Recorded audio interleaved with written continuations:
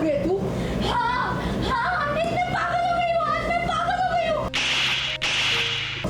आज मेरी बेटी मर जाती इस माँ बेटी की वजह से। मैं नहीं चाहूँगी आप मुझसे गुस्सा हो ना, तो आप और मार लो मुझे, आप मुझे चिल्ला लो, लेकिन प्लीज मुझे यहाँ से मत भगाओ। नहीं, हम तेरे परिवार बंधक। निकलो यहाँ से, दफा हो जाओ।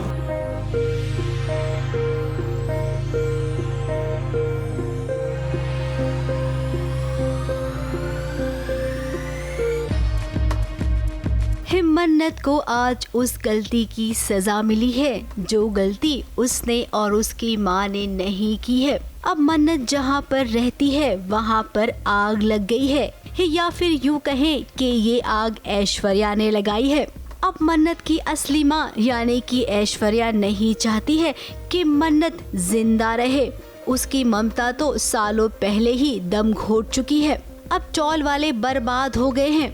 कनक की बेटी तो मरते मरते बची है, इसीलिए कनक इतनी गुस्सा है कि उसने मन्नत पर हाथ उठा दिया।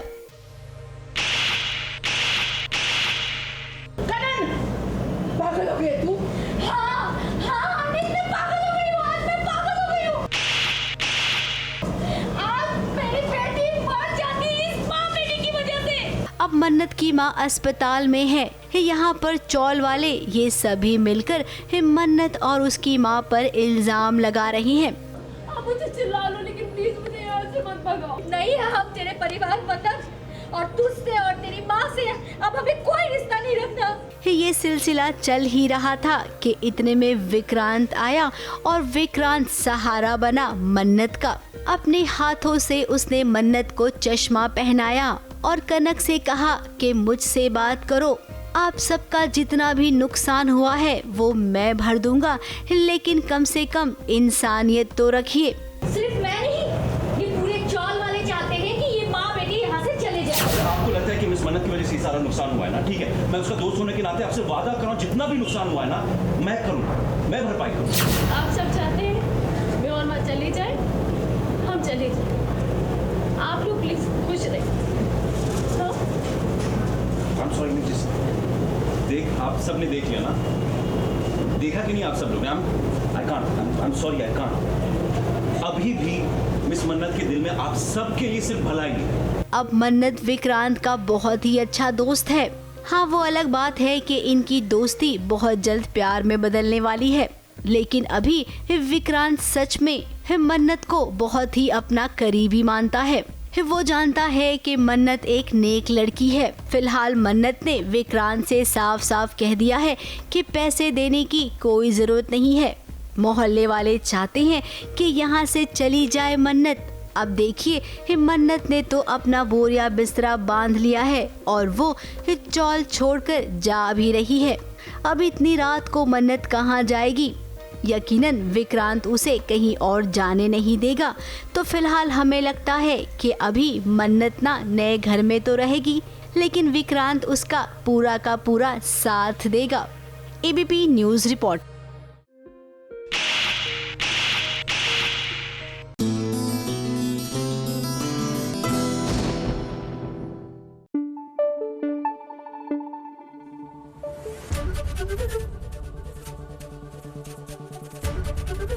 एबीपी न्यूज आपको रखे आगे।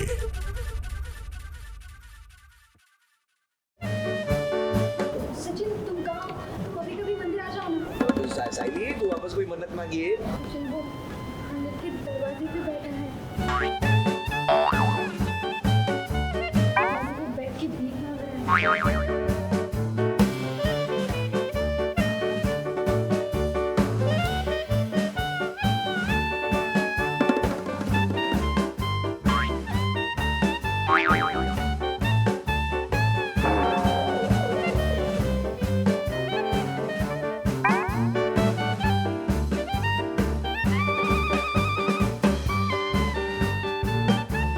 लालच इंसान से क्या कुछ नहीं करवा सकता। और आज ये जो हुलिया आप देख रही हैं, ये हुलिया किसी और का नहीं बल्कि सचिन के भाई तेजस का है। और उसे इस अंदाज में देखकर वाकई में आप भी हक्के बक्के रह जाएंगे।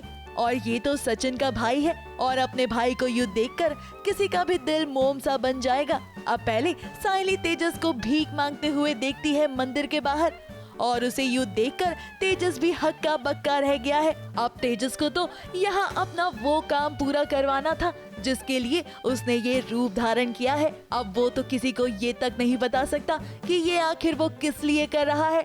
अब बेचारी सायली उसे यूं इस हालत में देखकर काफी ज्यादा परेशान हो गई है, इसीलिए तो उसने तुरंत कॉल मिलाया सचिन को। उसे किसी महाराज ने कहा कि तुम भीख मांगोगे तो सब सही हो जाएगा, तुम्हारे पास पैसा होगा, जॉब होगी, पता नहीं क्या मतलब बातें हुई उनकी, बट इतना पता है कि किसी स्वामी जी के कहने पर उसने ये सब किया है। अब हमने भी देखा, मतलब मैं आई थी ऐसे ही दर्शन करने के लिए माता रानी के, तो मैंने देखा कि भीख में भिखारियों में एक और भिखारी है जो हमारे परिवार का ही है और वो होता है तेजस। उसे देख के मैं उससे बात भी करती हूँ कि क्या कर रहे हो, क्यों कर रहे हो एंड ऑल दैट, बट जवाब नहीं देता मुझे। फिर मैं सचिन को फ़ोन करके बुलाती हूँ मंदिर में कि तुम प्लीज़ आओ यार, यहाँ पर तुम्हारा भाई मंदिर के दरवाजे पे भीख मांग रहा है। तो हम आते उसे समझाते हैं और फिर उसे वापस घर लेके जाते। तो अब उसको शर्म आ रही कि यार मैंने क्या कर दिया, मैं भीख मांग रहा था, रोशनी आई क्या सोचेंगे ये वो। तो सचिन वही बोलता है कि तो तू पहले नहीं सोचा था ये सब करने से पहले। मैंने बोला फिर उसको पूरा कि स्वामी जी ने कहा था इसलिए सब कर रहा है ऑल दैट। तो बहुत ही फ़नी सीक्वेंस है, आपको देखने मिलने वाला है जो। अब सचिन भी इस बात का विश्वास नहीं कर पाया, इसीलिए तो वो फौरन दौड़ा चला आया अपने भाई को देखने के लिए कि आखिर अब उसने नया क्या कारनामा कर दिया है जिसकी वजह से उसे भीख मांगनी पड़ रही है। इस बार तो सच्ची में बाय चॉइस भीख मांगता है। तो सचिन को तो यकीन नहीं होता जब सायली उसे फ़ोन करती है, पर अब सचिन यहाँ पहुँचेगा तो ये एक्चुअली एक पहला सीक्वेंस होगा ना, सचिन को दिल से तेजस के लिए बुरा लगेगा और मतलब बहुत हार्ट टचिंग मोमेंट हो जाता है दो भाइयों के बीच में सचिन की तरफ से कि जैसा भी ये साला है तो मेरा भाई ऐसी हालत में नहीं देख सकता इसको मैं। तो सचिन का एक जो सॉफ्ट साइड है वो लोगों को थोड़ा देखने मिलेगा इस सीक्वेंस में और क्या मजबूरी है तेजस की वो पता चलेगी। सचिन अपने भाई के पास पहुंचकर उससे सवाल जवाब करने लगता है, मगर तेजस भी सचिन का ही भाई है। वो भी बड़ी ढिठाई से उसे इग्नोर कर रहा है और अपने कार्य को पूरा किए बिना वो घर वापस नहीं जाना चाहता, फिर भले ही क्यों ना उसे अपनी माँ की दुहाई दी जा रही हो। अब क्या तेजस अपना कार्य पूरा कर पाएगा या नहीं, या सचिन उसे अपने साथ घर ले जाकर ही मानेगा। अब क्या होगा आगे, ये तो वाकई में देखना इंटरेस्टिंग होगा। मुंबई से प्रिया धवले के साथ एबीपी न्यूज रिपोर्ट।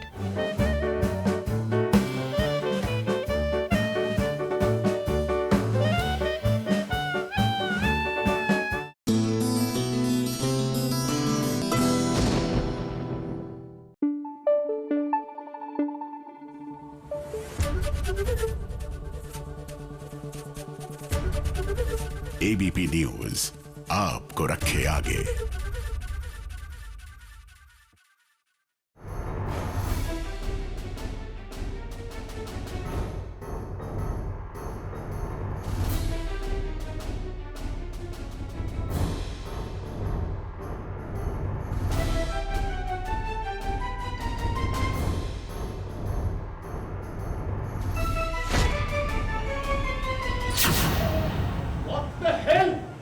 ये क्या बदतमीजी है?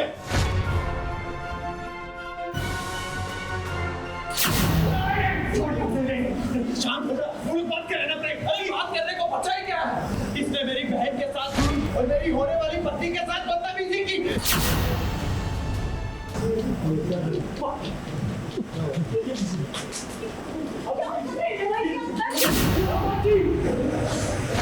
पूछ लीजिए कि क्या मैं उसके साथ गलत सलूक करता हूँ? प्लीज चुप मत रहो, बोलो प्रार्थना।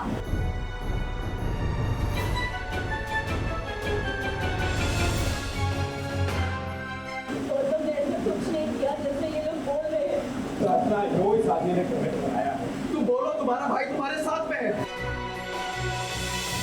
अनुपमा की बेटी की शादी में गर्मा गर्मी हो गई है। अब राही और प्रेम की वरमाला हो चुकी है। इस शादी के मंडप में दोनों खड़े हैं। अब ठीक इसी वक्त कुछ ऐसा हो गया कि देखिए प्रेम भड़क गया और नौबत हाथापाई तक आ गई।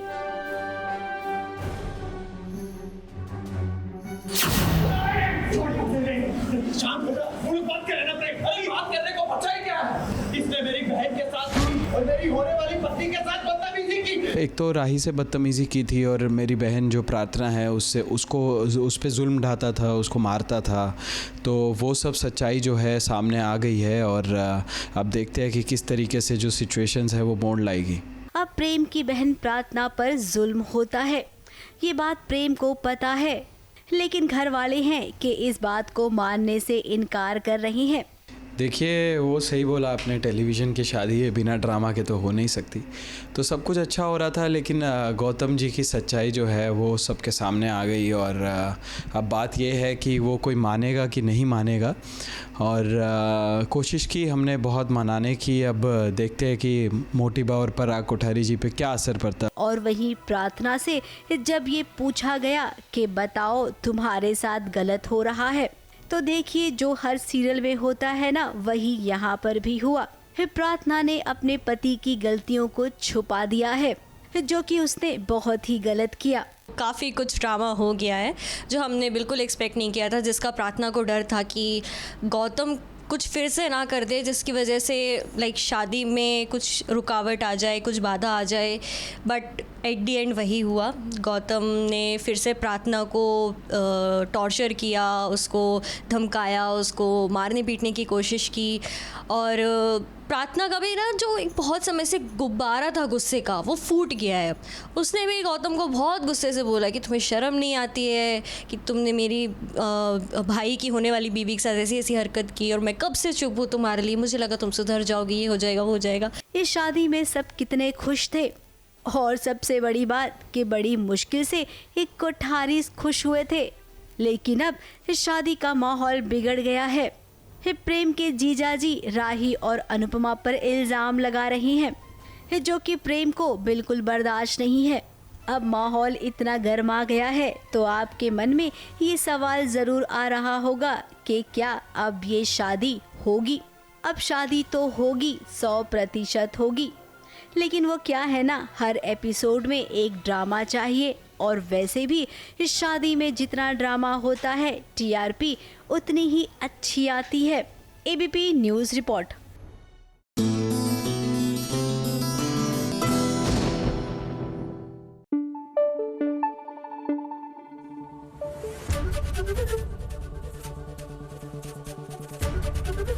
एबीपी न्यूज आपको रखे आगे।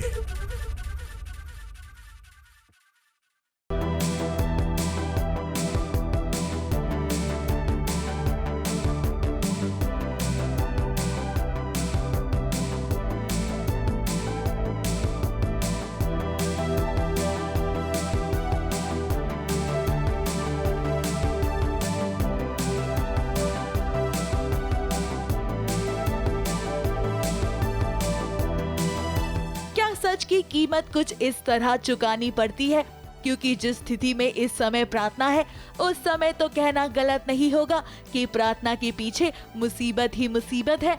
अब देखिए ना, विहान शादी करने जा रहा है स्नेहा से, और ये सच अब प्रार्थना जान चुकी है कि वो कितना बड़ा फ्रॉड है।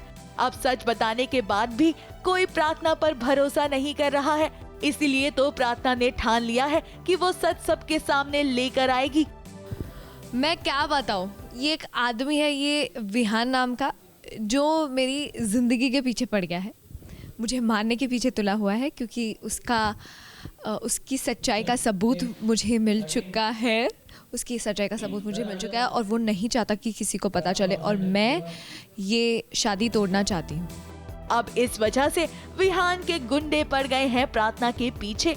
जी हाँ, विहान ने एक गुंडा प्रार्थना के पीछे लगा रखा है, जो हाथ धोकर पीछे पड़ गया है प्रार्थना के, ताकि वो उस सच को मिटा सके जो इस समय प्रार्थना के पास है।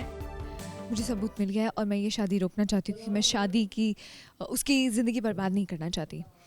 तो अब मुझे मिल चुका है और उसे पता चल गया कि मेरे पास सबूत है, इसलिए उसने अपने आदमियाँ भेज दिए मेरे पीछे मुझे मारने के लिए। लेकिन मैं फिर भी पूरी कोशिश करूँगी जिंदा रहने की। अब प्रार्थना भी पूरी कोशिश कर रही है कि वो ये सच स्नेहा के सामने ले आए, जिसके लिए वो छुप छुपा कर पहुंची है रौनक के घर। अब घर तो पहुंच गई है, मगर ये गुंडा उसका पीछा ही नहीं छोड़ रहा है। यहाँ पर रौनक की वजह से एक बार प्रार्थना बच तो जाएगी, मगर वो रौनक तक नहीं पहुँच पाएगी। अब कहते हैं ना कि सीरियल की दुनिया में कुछ भी आसानी से नहीं होता है, इसीलिए इस समय जद्दोजहद जारी है प्रार्थना की।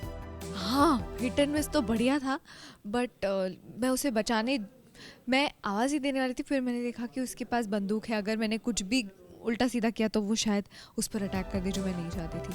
अब प्रार्थना तो स्नेहा की मदद करना चाहती है ताकि उसकी जिंदगी बर्बाद ना हो, मगर देखना वाकई में इंटरेस्टिंग होगा कि वो विहान के भेजे हुए गुंडों को कैसे मात देती है और कैसे सारा सच रौनक और उसके परिवार के सामने लाती है। मुंबई से विशाल शर्मा के साथ स्नेहिल यादव की रिपोर्ट।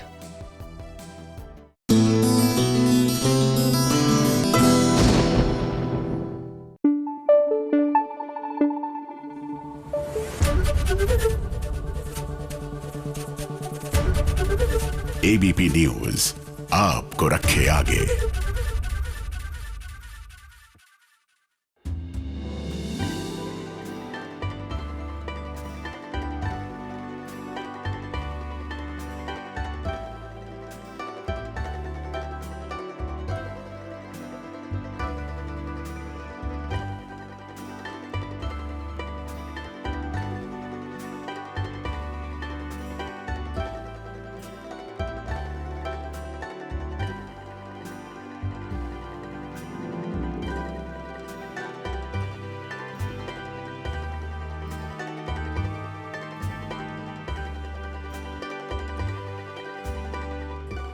एक माँ को उसके बच्चे से जो अलग करता है वो दुनिया का सबसे क्रूर व्यक्ति होता है।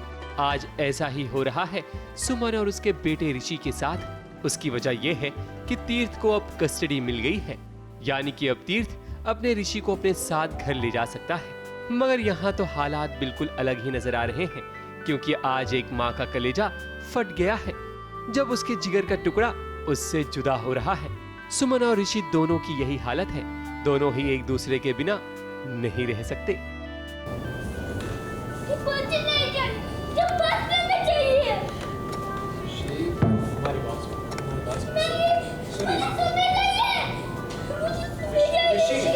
सीन बहुत इमोशनल है और मतलब चंद मौक़ों पे तो ऐसा हुआ कि ग्लिसरीन की ज़रूरत नहीं पड़ी किसी को, क्योंकि सीन ऐसा है कि कस्टडी तो मिल गई मेरे लड्डू को, मतलब तीर्थ को कस्टडी मिल गई ऋषि की, तो वो ऋषि को लेकर आ रहा है, लेकिन वो एक ऐसे ऋषि को ला रहा है जो उसके साथ रहना नहीं चाहता, जो हमारे साथ रहना नहीं चाहता।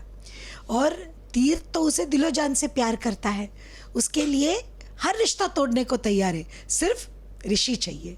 और वही ऋषि है उसको बोल रहा है कि मुझे आप पसंद नहीं हो, आप बुरे हो, और ये रोए जा रहा है बेटा मेरा, तो जाहिर सी बात है मेरे बेटे को रोता हुआ नहीं देख सकती। तीर्थ ने सोचा था कि ऋषि को जब घर ले आएगा तो उसकी जिंदगी में सब कुछ सही हो जाएगा, मगर ऐसा हुआ नहीं, बल्कि तीर्थ को यह एहसास होने लगा कि उसने ऋषि को सुमन से अलग करके अच्छा नहीं किया। उसने तो यहाँ तक फैसला भी कर लिया था कि ऋषि को वो सुमन के पास फिर से छोड़ देगा, मगर देविका नाम की प्रॉब्लम ने तीर्थ की मुश्किलें बढ़ा दी। देविका ने तीर्थ को ऐसा करने से मना कर दिया। मुझसे इतना काम क्यों कर रहा है? इतनी मेहनत करके इतनी मुश्किल से मैंने ऋषि की कस्टडी आपको दिलवाई और आप बस यूं ही ये डिसीजन ले रहे हैं। देविका का ये कहना है कि अगर इस ऋषि के लिए आप कोर्ट तक भी गए, सुमन से लड़ बैठे, कस्टडी मांग ली, किसी भी कीमत पर वो हासिल कर ली, और अब आप कह रहे हो कि आप उसे जाने दोगे वापस। अब हुआ ये है सीन में कि लड्डू टूट जाता है, तीर्थ टूट जाता है, वो बोलता है मैं कितना भी रो लूंगा खुद, लेकिन बेटे की आंखों में आंसू नहीं देख सकता। अब ऋषि तो सुमन के बिना नहीं रह सकता और वो तीर्थ और उसके परिवार को अपना भी नहीं मानता। यही तो अब आगे देखने में मजा आएगा कि तीर्थ अपने ऋषि को मनाने के लिए भला वो क्या क्या करता है। मुंबई से शिवानी सिंह के साथ एबीपी न्यूज रिपोर्ट।